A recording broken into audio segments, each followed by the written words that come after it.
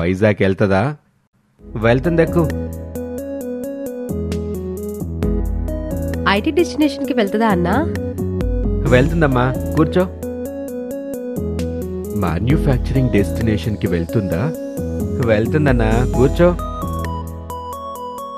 Tourist destination కి వెళ్తుందా?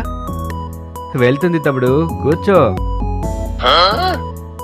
ఎన్ని చోట్లకు వెళ్తుందరా?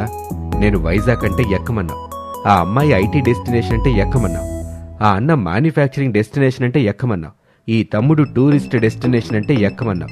మమ్మల్ని మోసం చేద్దామనుకుంటున్నావా? మోసం చేయటానికి నేనేమైనా నీకులా దొంగననుకుంటున్నావా? మరి అన్ని చోట్లకి వెళ్తుందని జనాన్ని ఎక్కించుకుంటున్నావు? అన్ని చోట్లకే ఉంది, అన్నీ ఒకటే కదా.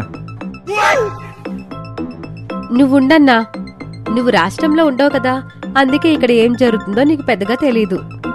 నువ్వున్నప్పుడు కొత్త ఐటీ కంపెనీలు దేవుడెరుగు, ఉన్నవి కూడా బయటికి పోయాయి. కానీ ఇప్పుడు కూటమి ప్రభుత్వం వలన టీసీఎస్ లాంటి ప్రతిష్టాత్మక కంపెనీలు వైజాగ్ వస్తున్నాయి. ఒక్క టీసీఎస్ తోనే దాదాపు 12,000 ఉద్యోగాలు రాబోతున్నాయి. కాబట్టి ఇప్పుడు వైజాగ్ ఐటీ డెస్టినేషన్.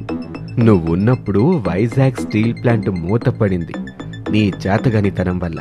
కానీ ఇప్పుడు కూటమి ప్రభుత్వం నిధులు తెచ్చి ఫుల్ కెపాసిటీతో రన్ అయ్యేలా చేసింది. కాబట్టి వైజాగ్ ఇప్పుడు మ్యాన్యుఫ్యాక్చరింగ్ డెస్టినేషన్.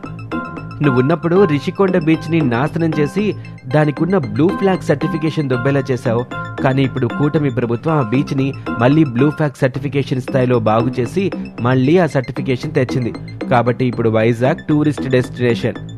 అయినా నువ్వు నీ ప్రభుత్వంలో రోడ్డు బాగోలేనప్పుడు హెలికాప్టర్లు తిరిగి, ఇప్పుడు కూటమి ప్రభుత్వం రోడ్లేయగానే ఆటోలు బస్సులు ఎక్కుతున్నావా? నీ వల్ల ఎన్ని ఇబ్బందులు పడ్డామో తెలుసా మేము. అసలు నిన్ను ఆటో ఎక్కించుకోవడమే తప్పు.